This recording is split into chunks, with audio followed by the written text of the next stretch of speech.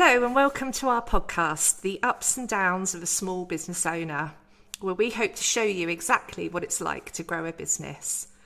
So I'm really excited today. We've got Caroline Duran, charity leadership coach, facilitator, trainer and cheerleader. Words, when I think of you, are thrive and overwhelm. So that's what comes through your messaging. Has this come from your own experiences? Yes, very much so. So I worked in the charity sector all of my life. So before I set up Deliver Grow, I worked in the charity sector, an amazing space to work in. And I was very overwhelmed a lot of the time, to the point where I kind of pretty much hit burnout in 2017. Wow. And took a big old chunk of time off and then decided to set up my own business. So a lot of what drives me is kind of wanting to be able to support people to do that amazing work, have that impact in the world, but do it in a way that allows them to thrive rather than just about clinging on by a fingertip survive. Right. You know, so it really is what kind of drives me forward in the work that I do, my own experience and what I've learned about how you can do it differently. Okay. So burnout, what was that? How did that happen? Yeah, how did that happen? It's such an interesting question. So I was working on big, complex, multi-partner change program, and it was amazing, incredible experience. 6 years of my life, 2 children later, and culminated in all at the same time. Yeah, all at the same time. All of that going on, and the whole project culminated in the official opening of the institute I was working on by the Queen. It was all very exciting. Wow. Amazing thing to be part of. I leapt from that into the next challenge, big complex change program, and after about 6 months after that glitzy opening of the institute, I was on my knees. I realised that I was on my knees, and what helped me to realise were my children. Right. And I got a little wake-up call from my daughter. She was 5. My youngest was 5 at the time. And she sat me down, put her little chubby fingers around my face and said, "Mummy, sometimes people are sad." Right. And it was just like this, isn't it amazing? It's like a mirror, isn't it? Like this real truth that she handed me. And it was a real gift. It didn't feel like a gift necessarily at the time, but it was a real gift to say that, So at that point, did it just sort of stop you? Yeah, really stopped me. I can take myself back to that moment, it was yesterday, really stopped me in my tracks. Is this the life I want to lead? Is this how I want life to be? With my daughter seeing me as someone who is unhappy. That's the thing, isn't it? Being aware that you're their role model. Yeah. And actually, do you want them to live their lives like that? Yeah. Is this what it's about? As a working mum, and someone in the world. That is absolutely not the message I wanted them to take home. And so did you have any of that awareness building up to that point? Well, I knew I was very busy. I was tired. Okay. There was always so much to do. I was often on my phone looking at my emails. And when Martha said that to me, she went off to her swimming lesson after that. She sort of left me with that truth bomb, and off she toddled to her swimming lesson. Anyway, bye, Mum. Oh my God. Existential crisis going on. And I just was thinking, when was the last time I had fun? And so I was sitting on that swimming. It was just before a swimming lesson. I was sitting on the pool on the floor at the swimming pool, thinking, when did I last dance around the kitchen with my kids? When did I last let my head down? And it was like, no, I can't remember. And that was when I was thinking, no, this is definitely not how it's supposed to be. And all of the responsibility of the role I was in just felt so heavy. I was carrying it so heavily, and there were all sorts of reasons for that, but I was making no time for myself at all. Okay. And this is the big realisation, and something that's huge in my work now, is that, we're at the centre. We're at the centre. It's like the saying, you're your most valuable asset. Yeah. And as a business owner, that's more true than any ever. Yes. It's like you are your most valuable asset. So if you're broken, if you're under par, if you're putting yourself last, then nothing else is going to be working well. So that was the real wake-up call for me. And then deciding that I can help people to shift. What I learned from moving through that experience and then getting the support I needed and setting up a life that I now love. That's really helped me to think, it doesn't have to be that way. That's quite a big step though, because I'd imagine part of, it wasn't just for the love of what you were doing. There was a lot of financial security of being in a job, and a lot of just keeping all the plates spinning, isn't it? Yeah.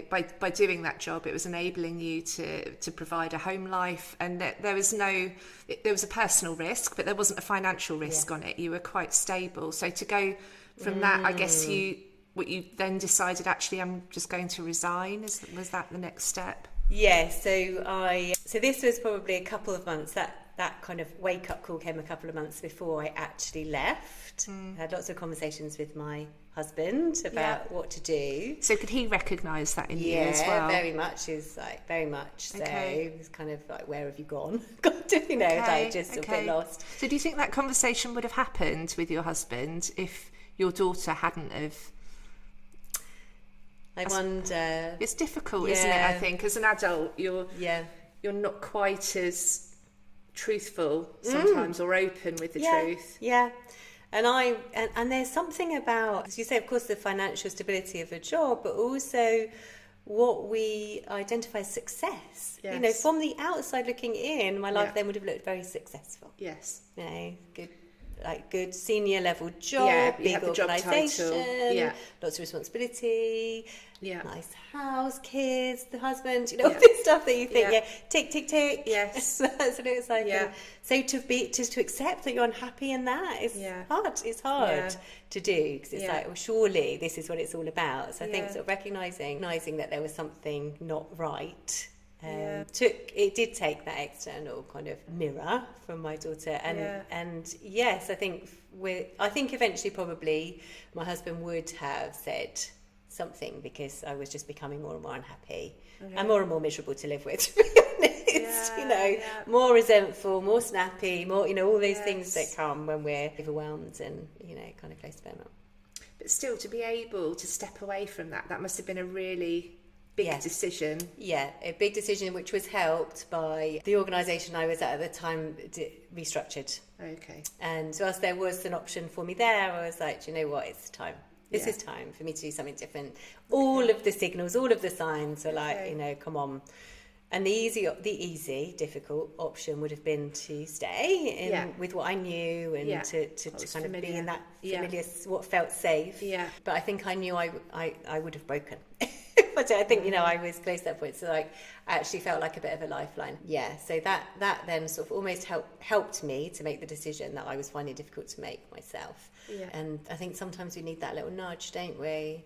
Because, like you say, stepping out of the familiar into the unknown, it's scary. Definitely. Yeah, I had a similar, not quite as much as that, but I know I was stuck in a rut of working full time, doing exams, and I didn't realise actually the impact it was having on the children.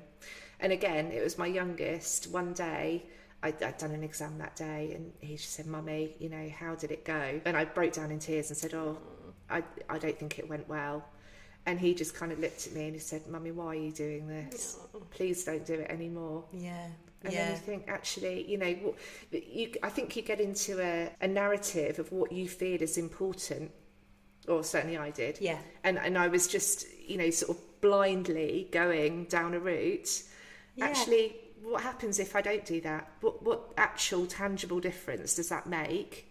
But the real difference to the family is massive, and I didn't realise the implications of what I was doing on other people. Yeah. Which then it brings a lot of other feelings as well. Absolutely. Yeah. Gosh, absolutely. It really does. And but I think it comes down to like what's most important here. And I think that's why I had to sit and say, what is actually most important here? Yeah. And really easy to lose sight of that though. Yeah. It really is to get caught up in it, and it all feels it all is all important, and it all felt very important. It feels like you're doing it for the right reasons as well, doesn't it? Yeah. You're not doing it to gain personal satisfaction from that. It's you're doing it for the good of the family, but actually, ironically, it can be the worst thing to do. Something like the absolute opposite. The absolute impact than what you want. So that was, gosh, I've just celebrated 5 years out of employment and in self-employment. So how did that feel then, that decision? you decided, no, that's it. I'm gonna, you were helped by, Yes. circumstances, but to actually make that decision to go, how did that feel? Yeah, it felt like a huge relief. Okay. Massive relief, like a huge weight off my shoulders, and I had huge support from my husband, who was like, yeah, do it, it's time, got to get out of there. But yeah, obviously also a bit scary. What does that mean I'm going to do, and where am I going to go next? And I was looking at different jobs, and we went away to Devon that spring in the May half term. It was glorious Devon, and Luke took the girls off to do rock pooling on Saunton Sands Beach. And I fell asleep in a deck chair because I was kind of recovering from being in complete exhaustion. Yes. And I fell asleep on this deck chair on Saunton Sands Beach, and I woke up with this just absolute clarity. I'm going to set up my own business. Wow. It was I just knew. I was just like, yep, I don't know what it's going to be. And he came back from the girls, and I was like super excited. I'm going to set up my own business. And he was like, all right, brilliant, do what? I was like, no idea. But it's going to be great. I can't wait. It was suddenly I had this motivation back. I was like, it was like I hadn't felt that pull towards something for such a long time. And it was just, I don't know, I don't remember having a dream, but whatever that sleep gave me, that nap on the beach, I woke up with that just absolute clarity. That's what I wanted to do. Amazing. And then I set up Deliver Grow in October of that year, so it took a little while to get to it, but yeah. So how did you go from that seed of an idea or that excitement to actually formulating it into a business? So I had 2 months off. Okay. I was like, I just knew that I wasn't going to achieve anything by stepping into action from burnout. Yeah. Like, it was just nothing was going to be positive. So I allowed myself, I left work in the June, and I had 2 months, so some time without the kids and then the whole of the summer with the kids, and came back to myself, re-energised, replenished. I got back to the gym, looked at, did all sorts of lovely things for myself and with the family. And so I had the energy to kind of think, what am I going to do? Then I worked with a coach. I found somebody local, and I didn't really know what I want to do. I know I want to do something. Okay. So I had a few sessions with her, and that was really what we did together in that first session. I can really remember we were sitting in a pub in Berkhamsted, and that sounds good. It was great. And we did this vision exercise of what's 5 years, and it's really interesting now thinking about it, talking to you, and that I'm at 5 years. Okay. And actually a lot of those things that were on that bit of paper happens, but what do you want to be happening? How do you want it to be? And that is what then gave me the real I know what I'm aiming towards. Yeah. And then we went through kind of, so what are my skill sets? What can I offer out there? And, sort of really getting an idea of what am I going to enjoy doing? Yes. What are people going to be willing to pay for? And kind of just, and then one of the things that really helped me was I've decided to put my website together, and that made me think about, how am I going to talk about myself? How am I going, what am I offering? Yeah. And it just allowed me to kind of bring all of that together. And then, Deliver Grow was born. Yes. In the same month that both of my children were born, interestingly enough. Really? So, birth to business as well as 2 children in October. Okay, so if you could go back to the beginning, so 5 years ago, what advice would you give yourself? Such a great question. Have faith in yourself and in your dreams, in what you want to achieve. Be really open to learning through the process. And I think that's, sometimes we feel like, I certainly felt that I had to have it right straight away, and that, that it all had to look like this sort of slick operation from day one, where I was learning and talk to. I think that's something that's quite tricky at networking, isn't it? Yes. Everyone's trying to give off this impression of being super successful. It kind of feels a little bit like a swan, doesn't it? Yeah. And you're madly paddling underneath, thinking, "Oh, crikey, I've got no idea what I do." What I'm talking about. No, it's so true. And I learn a lot from conversations with people, just having so what do you need? What are you looking for? What are your issues with those conversations? And absolutely, so kind of just going into those conversations with a completely open mind, rather than feeling like I had to sell something or be a particular way. So I think, being really open to all of that, knowing that it's not a fixed path, it's not a railroad, that things will iterate and change, and that's all really positive. I think that's part of the joy of starting a business, isn't it? You're so agile, you can go in any direction, but with that, comes that actually sometimes it's not going to work. And you have to be okay with that. And to know you'll take something from it, to learn from it. And this is the thing I think, because I love, I love that freedom, that kind of the agility, like you say, and that if something lights me up and it sounds exciting to be able to go in that direction, but then it's kind of also prioritizing in that, isn't it? And kind of focusing and not trying to do all the things. So knowing that. Yeah, and something we talked about earlier about core values, just trying to keep true to that, isn't it? Yeah. Because I think you're right, actually, because you can be agile, there's the ability to go in any direction. And actually, if someone approaches you, especially in the early days, can you do this bit of work? Your first reaction is, well, of course I can. Even if it's not, even if it's not what your core offering is, why not? I can do that because it will bring in a bit of money to tide me over a little bit. But I think all businesses do that, don't they? And then it comes. It's quite a confidence thing, isn't it? When you actually say no to something. No, that isn't what I do.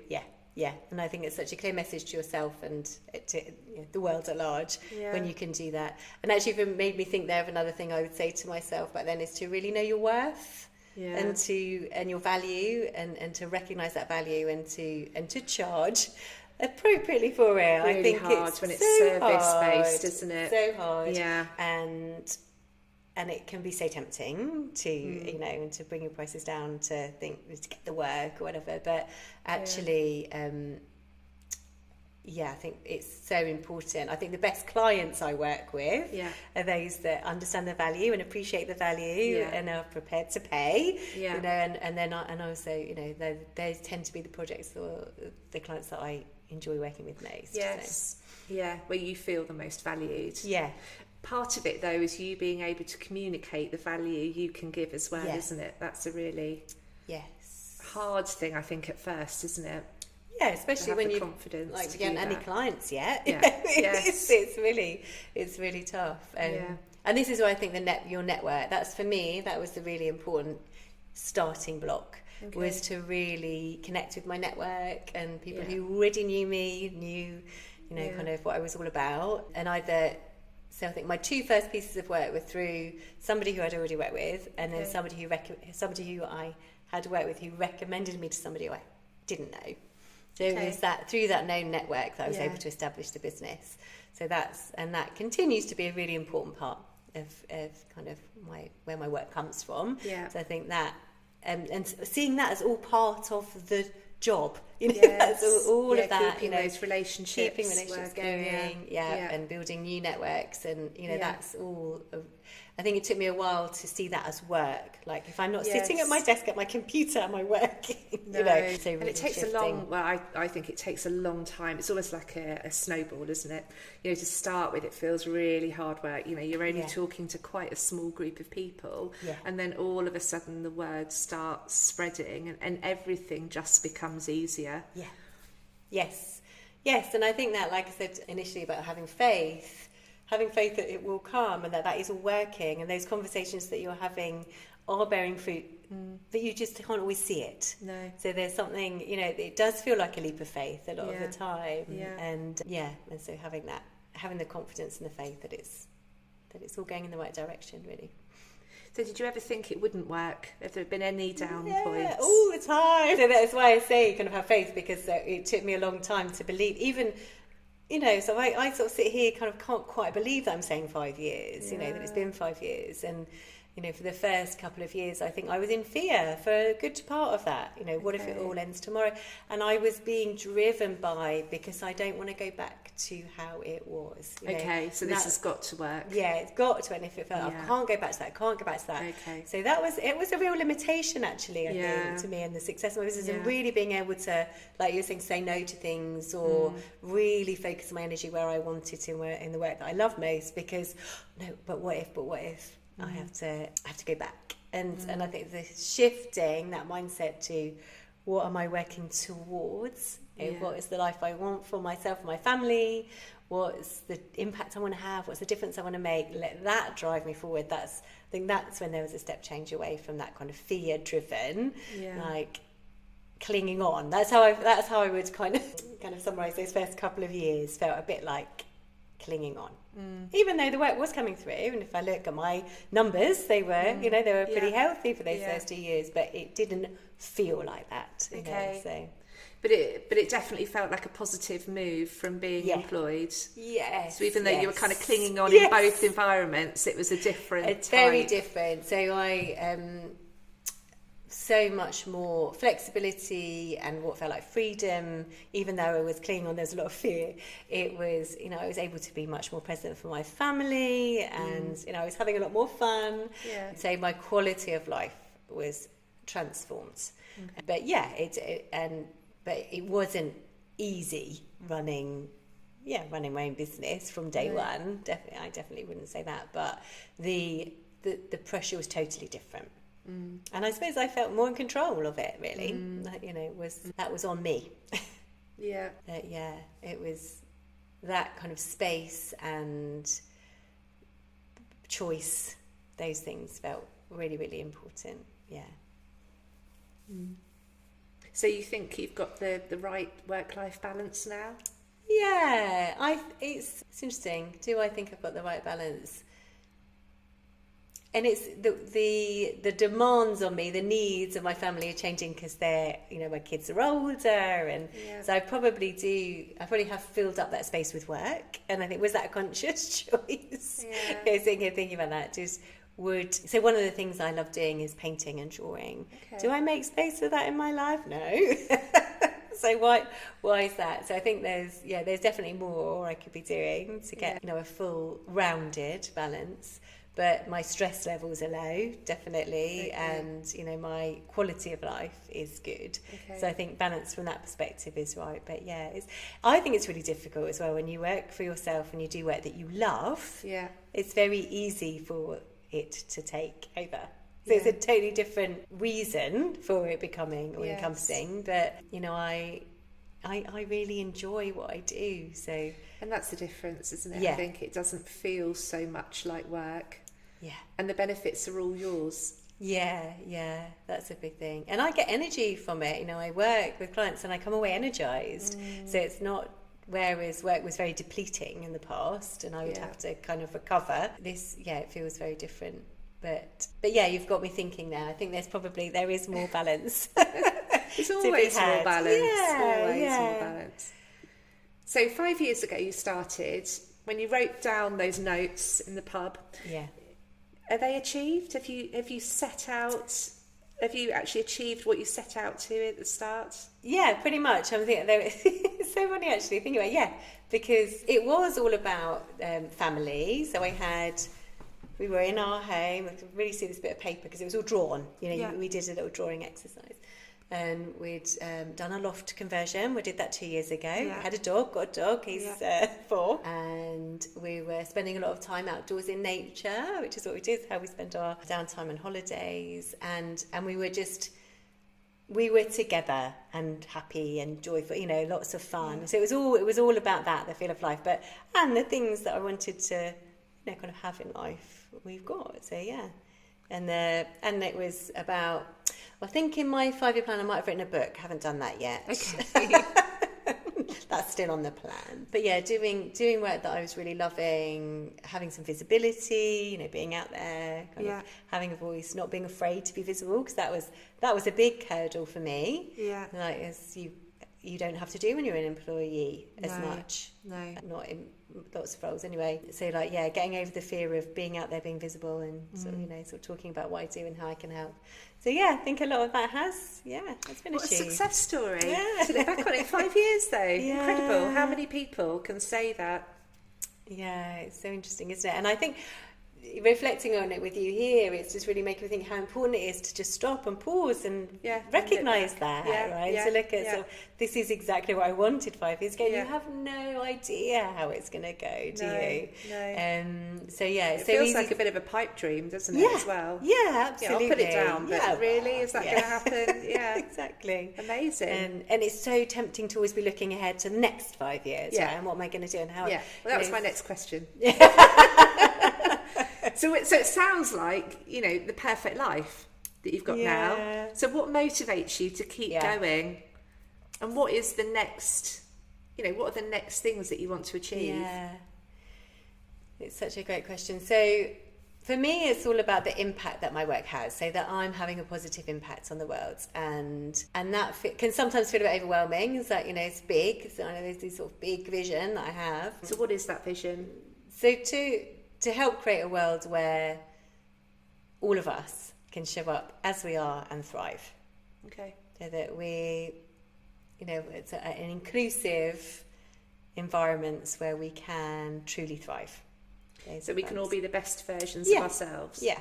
Okay. Not hiding anything, not having to put on the masks, Okay. not having to constantly work on our weaknesses, which is so often how people come alive. But recognising our strengths and being in environments that allow us to really show those strengths in a way that we're energised well, mentally, physically, spiritually. And I truly think it's achievable. I think it's possible. And there's a lot about our current culture that gets in the way of that. But say that. So is that company culture, or is that societal? Okay. No, I think we are a world that is where busyness is a badge of honour often. So if you're busy, then you're successful. That we see those two as the same. Yeah.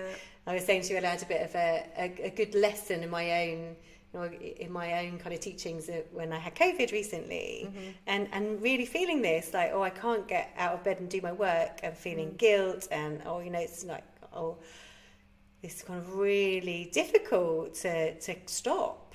And it's that actually, what is that telling us if we're never allowed to rest and recover and just rest and have downtime? If that brings up feelings of guilt, and what does that tell us about how we're living life? So I think there are big changes involved in that, but that real belief that we can move towards that, and that our societies, businesses, governments, organisations, communities will thrive when we can be there. That I truly believe that we will do better when we come at life that way. So that's what motivates me and keeps me going. And what's my role in that? What can I do? How can I use my gifts, my talents to move us towards that? It seems such a basic premise, doesn't it? Actually, if we all do the things that we're great at, then we're going to be happier as individuals, and we're going to have more impact in the work environments or study environments, wherever we are. We're going to be more effective, but that doesn't happen. No, it so often doesn't happen. And like I was saying earlier, with what is sort of drummed into us either kind of consciously or subconsciously about what success is. So then we find ourselves, I certainly found myself driven by that. And it's like, I didn't stop to think about whether it's what I wanted, whether it suited my skill set, whether that I was in the best place. But when we get that recognition from society or from our work culture or from our families, it says, well done, great, brilliant, and we, that reinforces it, and we do it. But then we suddenly realise that we're ill, or we're exhausted, or not for everyone, but obviously not for everyone. But I think it's a really important thing to just stop and check in with ourselves. Is this what makes me happy? Is this what hard though, isn't it? Because you completely broke out of that in order to be happy, because you couldn't get that from the role you were in. Is that realistic for most people? And I think the way we do it and how we do it and what our options are, that's unique to each of us. And I think it's important to believe that it's possible. Because as soon as we believe that it's impossible, what are we saying? That some people can have fulfilled lives and other people can't. Just not prepared to believe that. But of course, that there is all sorts that enable some people to be more at choice than others. But I think we're recognising what are my strengths, and how can I, in whatever environment I am in, where can I find purpose? How can I put my strengths to work? How can I look after myself? Where can I rest? What can I say no to so that I can give myself that space? And I think those kinds of in order for you to become more effective and better at what you're doing as well, though, isn't it? That's the irony of it, really.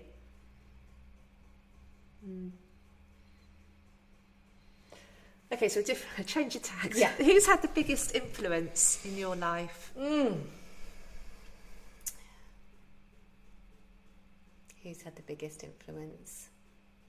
There were so many. It's interesting. It's sort of like a flash of all different people came through my mind then as you asked that question. It might even be different people at different times as well, isn't there? It's kind of pivotal moments. I think so. My grandmother was a big influence. So the people that immediately come to my mind. So my grandma and my sister.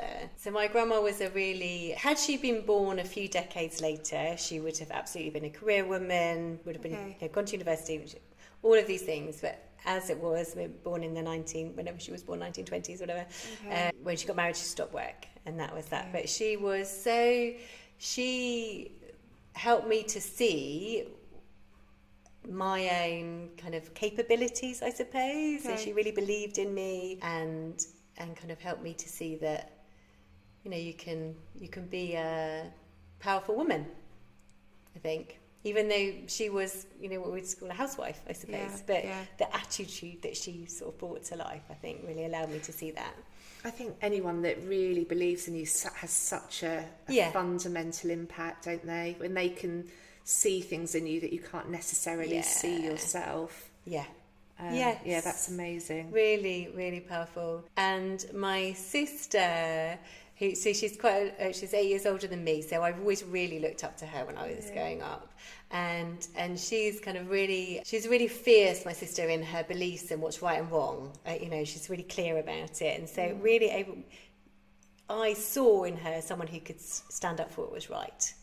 And have those kind of really clear views. And that, again, I think has had a massive influence on me. Yeah. So in terms of ethical values? Yes, and being able to speak out when you see things that you don't agree with or think aren't right. And so, and to take a stand on that kind of thing. And then obviously it's all family members, but I mean, obviously I would say obviously my mum and dad, but they have always been huge supporters. But also my husband, so we've been together since we were 20. Wow. So we've basically grown up together. It's been all our adult lives pretty much. We've been together. He's such a huge supporter, and I think talking about the changes that I made in my life 5 years ago, I just couldn't have done without his support, No. And it was so unconditional. We had no idea whether it was going to work or not, what the finances were going to be like. But he believed in you. Totally believed in me, and knew, that, believed that I could do it. Way before I believed I could do it myself. So maybe that is it. It's kind of those people that have really, like you said, who believed in me. That takes an amount of pressure off, doesn't it? If someone believes you can do it, then suddenly, actually, if they think I can do it, maybe I can. It gives it and they're giving me the freedom to kind of do it as well. Yes, it is. But there are so many people, I think, who've influenced me. I feel very lucky. Actually, it's a really nice question. It makes us all recognise how many, that kind of support for you, network. Yeah. So if you were going to a dinner party and could take anyone in the world, oh my goodness, alive or dead, who would you take and why? Just one person? Mm-hmm. Oh my goodness. Right, I'm going to have to think about this one.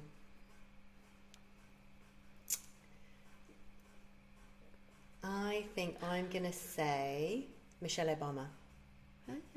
Okay. Because I think she'd be really great fun. That's important at a dinner party, right? Someone who's going to have fun, but also, strikes me from not knowing her at all. I'm sure she mentioned you in her book. Yes, I think so. Read her book, which I absolutely love, and sort of hearing what she has to say. That she could just strike up a conversation with anyone. Yes. And she's got so much then. I just absolutely love what she stands for in the world. Yeah, again, I think that she's instrumental to change, isn't she? Yeah. And she really believes in people. That's what you see her do, right? Is really believe in people. Yeah. So, and I would just love to hear the stories, what her life's been like. I mean, it's incredible. I read Becoming, and I was just like, oh my God, entranced by it. But she is somebody who, does make you believe that anything is possible. Yeah.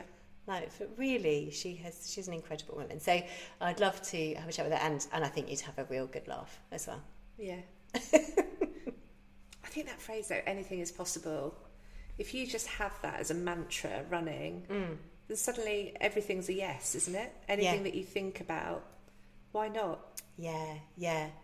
I can't remember the woman's name, but I was listening to a podcast the other day, and this woman was saying that her parents said to her, "Why not you?" And I just think that's amazing, isn't it? Why not you? I just, it doesn't have to pile on the pressure, but just to open up your thinking. Why not? Yeah. I love that. So what's the most interesting thing about you that I don't know? Oh my goodness. I didn't know that you painted, actually. Oh, that's interesting. Yes, I love all of that. I mean, you might not be any good, but it's interesting. I do it anyway. What's the most interesting thing about me? Oh my gosh, that you don't know. I trained as a teacher. Okay. That was my very first kind of thing that I did. I hated it. Right, okay. So that was my first, it was really interesting. It was my first kind of, first step into the world of work. And it just didn't suit me. But I realised that very quickly and changed things. I think I could have stayed. There was part of me that was like, just keep going.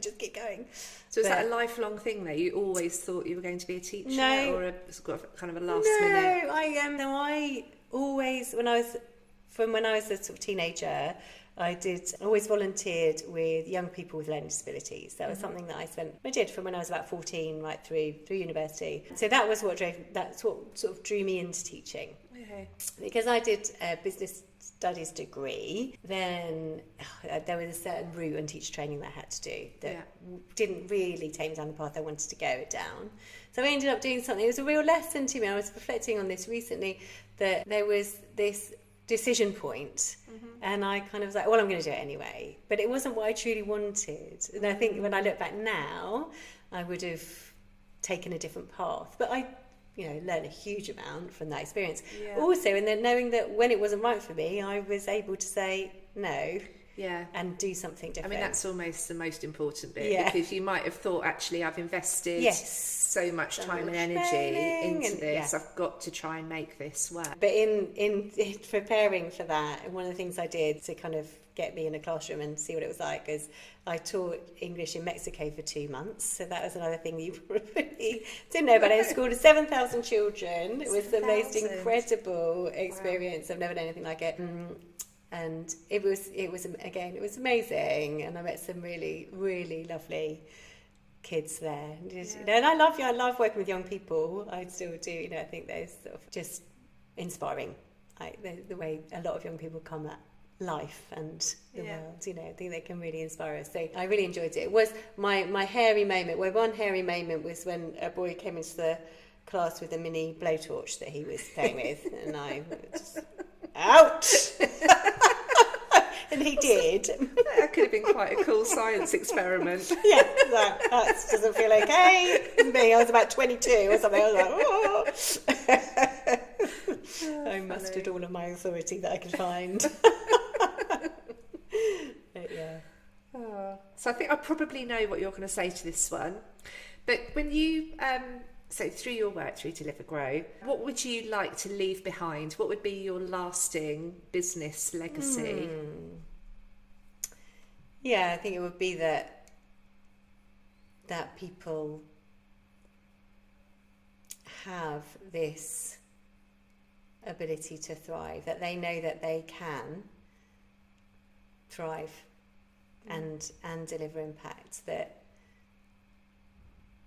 and feel resourced to do that people can be resourced and understand how you can really set the foundations to deliver and make the difference you want to make in the world and achieve what you want to achieve and be well and be happy. So do you think that comes from the people up, or do you think it comes from the management down? Yeah, I think it's absolutely a combination of those things. So it's setting the environment where it can happen. So huge part of that is kind of, clarity, what's our strategy, vision, values, and everyone knowing what their part to play in is in that, and that we prioritise and we don't try and do 1,000,001 things. So I know what my role is in moving us towards that, and that's, like I say, and culturally that we all are kind of driven to thrive. I think that is important, but then absolutely on an individual basis that we can set our boundaries, that we can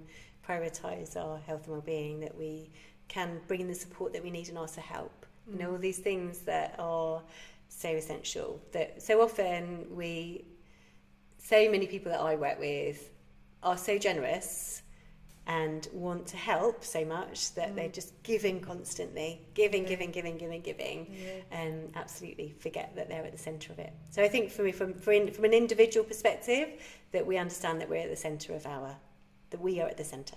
And if we are well and strong and confident and all those things, the ripple effect is huge. We have, you know, and that's the most generous thing we can do for everyone around us. Yeah. Which benefits all of us. Yeah, absolutely.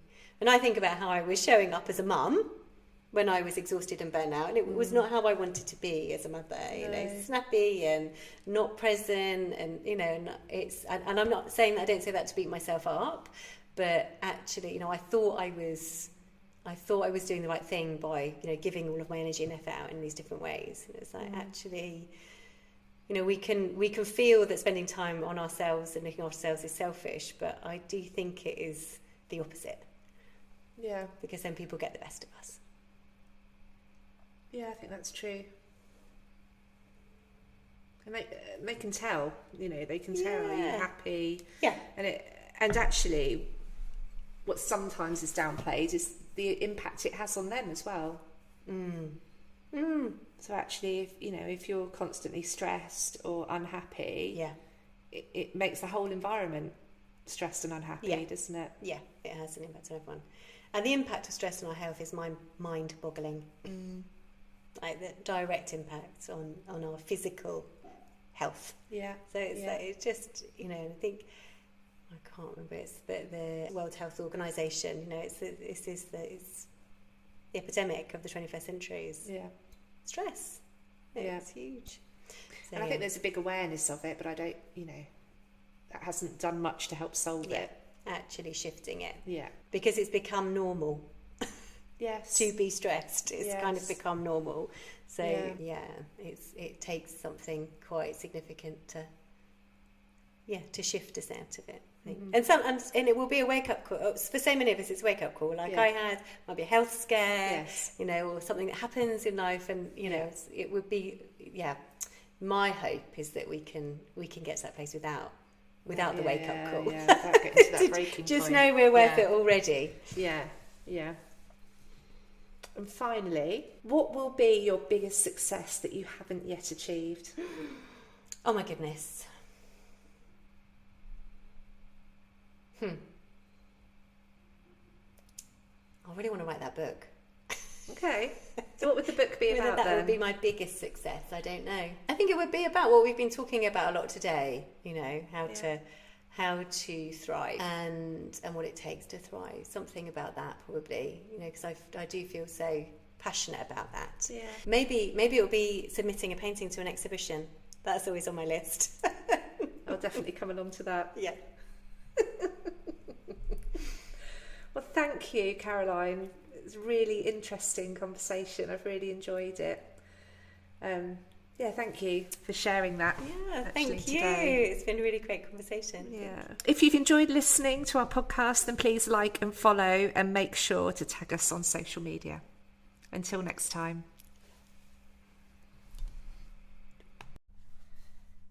If you've enjoyed listening to our podcast, please like and follow and make sure to tag us on social media.